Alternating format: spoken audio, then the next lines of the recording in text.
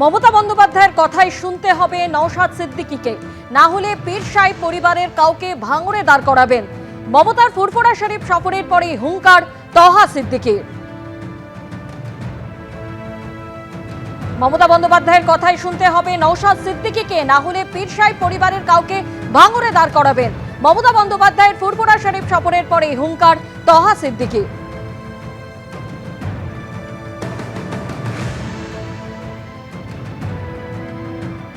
মমতা বন্দ্যোপাধ্যায়ের ফুরফুরা শরীফ সফর আর তারপরেই হুঙ্কার তহা সিদ্দিকীর। তিনি যেমনটা বলছেন যে মমতা বন্দ্যোপাধ্যায়ের কথাই শুনতে হবে নওশাদ সিদ্দিকীকে, না হলে পীর সাহেব পরিবারের কাউকে ভাঙড়ে দাঁড় করাবেন।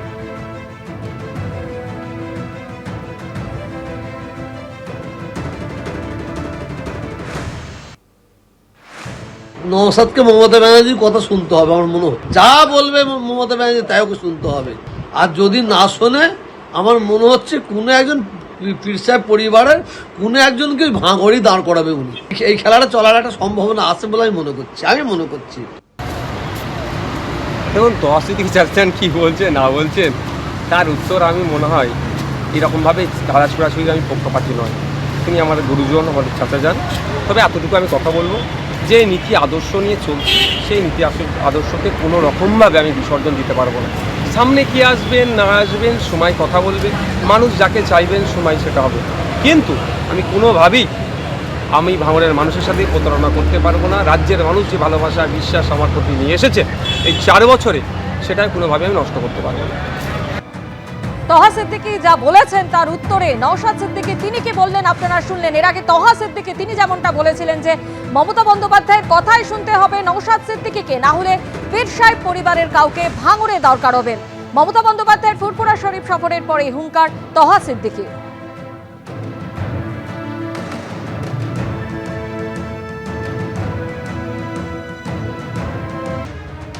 এই মুহূর্তে আপনাদের সামনে তুলে ধরবো বিধানসভার বাইরের ছবি, যেখানে নওশাদ সিদ্দিকীর গাড়ি ঘিরে তুলকালাম পরিস্থিতি তৈরি হয়। আইএসএফ বিধায়ক নওশাদ সিদ্দিকীর গাড়ি ঘিরে সেখানে তুলকালাম পরিস্থিতি তৈরি হয়েছে বিধানসভার বাইরে। বিধানসভার বাইরে আইএসএফ বিধায়ক নওশাদ সিদ্দিকীর গাড়ি ঘিরে তুলকালাম পরিস্থিতি। এটা আমার বাড়ি, যদি আপনি বাড়ি বুঝাতে চান, এই বাড়ির আমি একজন ভাগীদারি। তো সেখানে তো আপনি এই বাড়িটাকে যদি মনে করা হয় কারো একার বাড়ি নয়, এটা আমি বলছি কারুর এই বাড়িতেও আমার ভাগীদারি আছে। কোনো কিছু গেটের সামনে তো আটকানো যায় না। প্লিজ, আমি যদি অবস্ট্রাকশন করি, যদি মনে হয় এটা রেখে আমি কারো ক্ষতি করছি, কারো ডিস্টার্ব করছি, যে আইনের বলে যেটা আমার বিরুদ্ধে হয়, আপনারা না আপনি তাতে বলুন, আমি যেটা উঠতে হবে সেটা উঠে যাচ্ছে।